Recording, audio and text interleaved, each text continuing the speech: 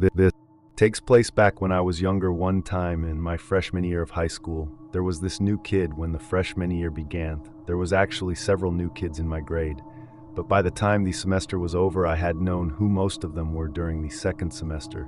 Thought there was another new kid. It was more unusual for people to come new to the school during the second semester, and not the first. I had a Spanish class with the new kid, and I didn't really know anything about him other than that he was new. On day when class ended, we were all standing around waiting for the bell to ring. The guy came up to me and told me that his name was Alex. We talked very briefly for maybe a minute until the bell rang and we left class. Alex just said that he had transferred schools from another one a few cities away. He said that his family had recently moved, asked me my name and stuff. That was pretty much it for the first conversation. Not long after that, in the same class, when we were waiting for the bell to ring, again another time we spoke again. It was just another brief conversation until the bell rang. After that, I remembered that a few times during the school days I would see him in the hallways or we crossed paths. Alex would always wave or say hi, and I would do the same. We started to talk a little more in Spanish class when we weren't doing anything. I remember that he told me where he lived, and it was fairly close to the school. We had pretty much become friends. Then something really weird happened. I had never hung out with Alex before, and we only talked in class and stuff. One night long after I had gotten back from school, I was in my bedroom at home. It was probably 11 p.m.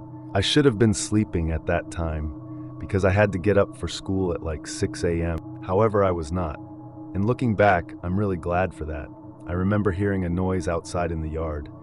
I didn't know what it was because usually things were really quiet outside. There would rarely be an animal or anything that would walk through the yard. I went over to the window and I looked out of it. When I did, it thought that I saw a guy walking through the yard. And as I was looking, I realized that it was Alex. He was walking in the front yard and he was not looking at me.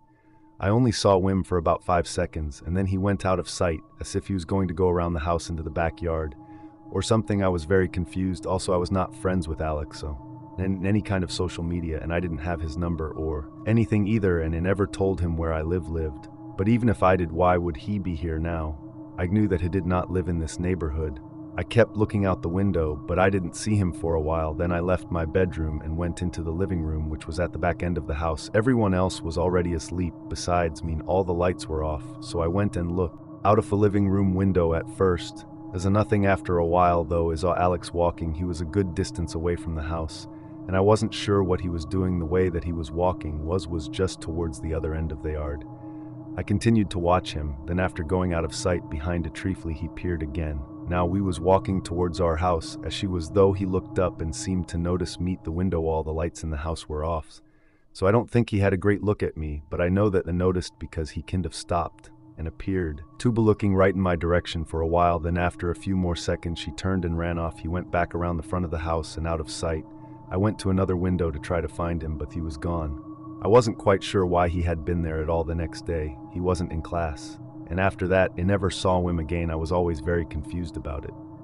I asked several classmates over time about him, and nobody else seemed to know anything about him. I mean, he only went to our school for like a month and a half, so I'm guessing not many people knew who he was to this day.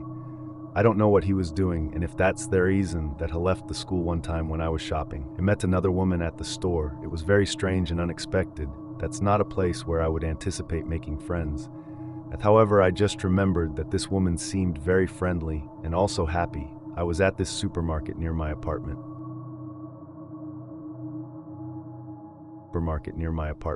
As was in one of the woman seemed really nice, and we talked for like 5 minutes in the aisle. Then we went parrot ways. Maybe a week, 2 later, I ran into her again at the same store.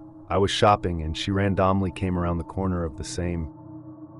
I immediately recognized her. She walked up and said she could not believe seeing me again. She was very friendly again, and the way that she talked was always very well, and she was smiling and asking me how I was doing and stuff. We talked a little more, and she told me that she lived in the area and had recently moved. The rest, she said that she worked at some company. I can't remember, but after talking, she said that we should exchange numbers. We did, and after that we ended up getting coffee a couple of times. I thought that we had become friends. Overall, she seemed like every normal and nice person. We had known each other for a couple of months. Probably the night she texted me and said that her boyfriend had broken up with her. It told her sorry and stuff, and she said things were pretty bad and that she was going to move into a new places. She then asked me if she could stay at my apartment just during the day the next day until her boyfriend was gone and all that. I said yes because I wanted to help her out, and I thought that we were friends. I didn't really think too much about it at all, so the next morning before I left for work, she was going to come over. She arrived at my apartment and went inside, and then I left. Then when I got off work, I went back home. She hadn't texted me at all during the day when I was at works. I was assuming that she would still be there when I got back. However, when I returned home to my apartment, she was gone. And not only that, but the whole place was turned completely upside down. Everything was messed up and my clothes were all over the floor, as well as chairs tipped over and things like that. Lots of my valuables were missing entirely. My TV was gone, my laptop and iPad were gone, and some of my jewelry was gone. There were several other things stolen as well. When I sent a text to ask what had happened, it didn't got through. It tried calling, but that's when I realized that she must have blocked me. I was so angry. I called the police and I reported what happened. They came to my apartment and it filled out our report.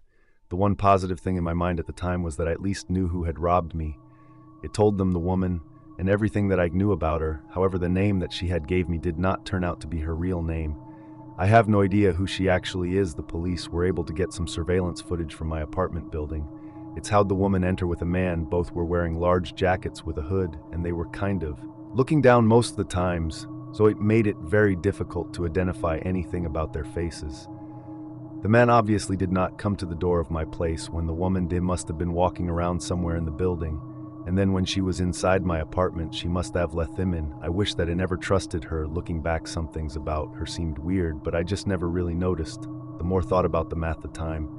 I'm hoping she gets caught wherever she is. I live in the city, and for a stretch of time, while back, I would jog through a park every morning. I went before works. I would jog at about 6 a.m., and then I would get back to my apartment at about 7. The park is a very nice one, and it's large with several sports fields and several sidewalk trails. It's surrounded by city streets, and there's usually a lot of people in the park. People are always playing sports and walking their dogs and jogging and things like that. At 6 a.m., thought there's not really that many people at all. The park is huge like a Z, but I also jog a few blocks to the east or south of the park as well most of the times. So anyways, one time I was jogging, and when I was about done, is at down on a bench to respond to a text. This woman was also sort of jogging, and she came up and approached me on the bench. She said, and then said that she always sees me jogging there and asked if I was there every morning. I said yes, and we got to talking a little, and she told me that her name was Morgan. She also liked to jog around the park in the morning. I had never noticed her jogging before, but I'm pretty focused when I runs. So I figured that I just hadn't noticed after talking for a little while. Morgan said that we should jog together. Sometimes he seemed pretty nice and also to be an active person. So I said yes, then we exchanged phone numbers. I remember that we jogged together one time the next week, and it went pretty well. It was about the same time that I would normally got. Then the following week after that, Morgan texted me and asked me if I wanted to jog with her. Really early, she said that she was going to be going Now this was well before sunrise eyes and an hour and a half earlier than I usually went. But I'm a morning person for the most part, and I thought that I might enjoy being up that early for a change. I also didn't want to disappoint Morgan, so I said yes. I remember that she told me a spot where we would meet and said that she liked to start there. There was a new loop that she liked to run around or something like that. So the next morning, I got up bright and early at 4 a.m. Then I left and headed for the park. When I arrived, it was empty with it being dark out and 4 something in the morning. I walked through the park to the starting point where I was supposed to meet Morgan. This area was more secluded and past some trees. I remember getting there and seeing noon. I was a couple of minutes early, but I still expected Morgan to have been there. After standing around and waiting for a few minutes, I heard footsteps approaching. I thought that it had to be Morgan, but it was not. I looked over and I saw this large man wearing all black clothing, including a mask over his entire face. It was a thin mask, but I still couldn't make out his identity. A tall he was headed straight for me, and it turned and started to walk in the other direction, because this guy just seemed really sketchy. That's when he moved much faster before I knew it was right behind me. And then he reached out and started to grab me. I quickly started running away. I just barely made it out of his hands and started running towards the path. The guy was also very fast, and he quickly started catching up with me in one of my pockets. I always kept pepper spray from living in the city and walking around a lot. and as I reached for it. This slowed me down a little, and just when I got it out, the man caught up with me as soon as she started to grab me again. It stopped and sprayed him right in the face. It got them good, and he still tried to grab me, but now I couldn't really see anything, and he was coughing. I started coughing as well because it sprayed so much that I got myself a little too, but not nearly as bad. Shim sprinted away, and wasable to make it out of the park. I got back to my apartment, and after arriving, I hadn't figured that the guy was in any way related to Morgan. I thought that he was just a random guy trying to mug people in the park in the middle of the night. When I got back to my apartment, though, I remembered, and I wanted to text Morgan to tell her what happened, but when I tried to text her, I was blocked. That's when I realized that she probably set me up. After that, I didn't go jogging in that park for a long time. This happened a long time ago. I was a kid about 8 years old, and I lived with my parents and siblings. We lived in this really large neighborhood. There was street after street with many houses. So on each of them, sometimes I would hang out with other kids on the street, but not really that much. Most of my good friends were from school and didn't live in our neighborhood really soon day. I remember that my mom told me that she had met a neighbor and was talking to her. She said that the neighbor had a son named Tommy around my age, and that I should meet them. My mom said he could be a good friend for me. I was interested in making new friends. Of course, being a kid, and I said that I did want to go to his house. Apparently his parents had invited me over. Now this was a really long time ago, so I don't remember or know how my parents met Tommy's parents. I just know that they apparently talked to them. Man, his parents had asked me to come over and hang out with their son Tommy's. So I remember that my mom drove me over to Tommy's house the next day and dropped me off. I was slightly nervous because I was a shy kid and hadn't met Tommy before, but overall, I figured that it would be fun and that I would become friends with this kid. But we got to the house, which was like 3 streets over from mine. It was pretty close. I knew where it was, but I had never really been there before. Tommy's house looked a lot larger than our house. We went inside, and my mom talked to Tommy's parents very shortly, but I never saw Tommy in that time. Then my mom left, and it was just mean. Tommy's parents, they told Tommy to come out of his room and say hit him. A short time later, this kid came out from the hallway. I just remember that he had dark hair and was a lot larger than me. Tommy's parents said that we should hang out now, and then they walked away, and I have no idea where they went. This house had these really tall ceilings, I remember, and it just seemed huge to me. It was also very clean and stuff, so Tommy told me to follow him, and we went down the hallway and into his bedroom. His bedroom was also much larger than mine. It was pretty nice, but also very clean and organized. Tommy didn't say much. I remember that he told me to stand on his bed. Then he went over to the other end of the room, and he pulled out a Nerf gun from this box. At that point, they just started shooting at me over and over again with his gun. He hit me a bunch. Oft times, and after I got pelted in the face several times. Tommy finally ran out of bullets. I was kind of mad, but I told him to give me Nerf gun too. I figured that we would have a Nerf with each other. He looked at me like I was crazy though, and he said, "Now dude." Then he put that gun back in the box and he took out another one. This one was larger, and he proceeded to shoot me a bunch more times. With that one, he started laughing like crazy, and I got up, and I started to dodge the Nerf bullets. I was trying to get away, but I couldn't really dodge all them. I told Tommy to stop, but he just kept shooting me and laughing. When he finally ran out of bullets with that Nerf gun, I told him to stop again, and I said that we should do something else. He then said okay, and I felt relieved to finally be doing something else other than getting shot with a Nerf gun. He put his Nerf gun away in the box, as there were like 100 bullets littered around his floor. But then, in the same motion, he took out this Nerf sword from the box. I thought to myself, oh no, here we go. He then came up to me and started whacking me with it, and the sword was made of like plastic or whatever, so it didn't really hurt that bad, but it did hurt, and he was whacking me like a shard. As she could, he would make sound effects and was also just laughing. He even hit me in the face a few times, and it tried to shield myself. I was so mad, but I knew that I wouldn't stand a chance trying to fight. Tommy, he was a lot bigger than me. I also knew that he had me outmatched in weapons, clearly. I started yelling loudly for him to stop, did finally, and he told me to shut up and stop being a baby. I was wondering if his parents heard use, and I wondered where they even were. I really wanted them to come in and stop Tommy from just using me for target practice. Tommy then walked away with his sword and put it back in the same toy box, then he reached into it again, and this time he I was summoned when I thought to myself, now we're not doing this again. So it turned, and I just ran forth the door and left his room. I sprinted down the hallway. I heard Tommy come running after me. I sprinted for his front door. A ball from the slingshot went shooting past my head, of course. Tommy's parents were nowhere to be seen. I went for the front door and I left. I then sprinted down the driveway and into the street. I didn't stop running until I made it all the way back to my street. Then I walked back to my house and went inside. My parents asked me what I was doing home, and it told them is that Tommy was crazy and I never wanted to hang out with him again. I don't really remember what happened after that. I think my parents had to have called Tommy's parents, but I don't remember the outcome. I don't know that I never saw Tommy again after that. He didn't go to my school or anything, and I'm glad. It still makes me mad when I think back.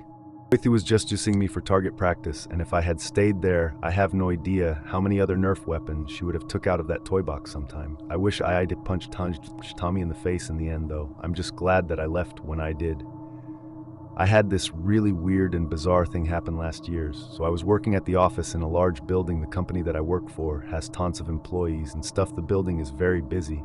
And I know most of the coworkers on my floor and in my department, but there are other floors with other departments and stuff. One day I was in the elevator and another woman was also. There's how we had a conversation, and I don't really remember what was said, but I know for a fact that she told me she worked in the building but was on another floor than me. After that, I remember seeing her the very next day walking into work at the same time as me. We talked again at that point too, and soon we became friends pretty fast. Eyes aware around the building a couple of times, and I remember that she was really nice. We seemed to have a lot of the same interests. She did seem a little strange, to be honest, though. Like, she didn't really seem that genuine of a person. To me, everything that I said she would always agree with and stuff, and she seemed to have fake excitement. But anyways, most of the places I'd see her was in the lobby, cafeteria, elevators, or whatever. Like I said, the company was huge and it almost felt like a college campus. In some ways, there were so many people and so many cafeterias and places to hang out and stuff. I was not best friends with this woman by any means, but I would say that we talked with each other in the building a couple of times a week. The building was kind of going 24/7. The one day, a co-worker of mine on my floor asked me if I heard about what happened recently. I had no idea what they were talking about, and I said no. I found out that a woman, the same woman who I had become friends with, did not actually work there. She'd apparently been pretending to work there. She would just walk into the building and then walk around the building. And there really wasn't much security with how many people worked there. Every day she would just hang out. Someone finally questioned her, and the first time she ran away. The next time they saw her, she refused to say any information about herself. The police got called and she finally left. She got banned from the premises. It was still unclear why she did it. And after that, security beefed up a little. My mind was blown when I heard that I had started to become friends with this woman. And since then, I still haven't seen her. I still wonder sometimes why she did that.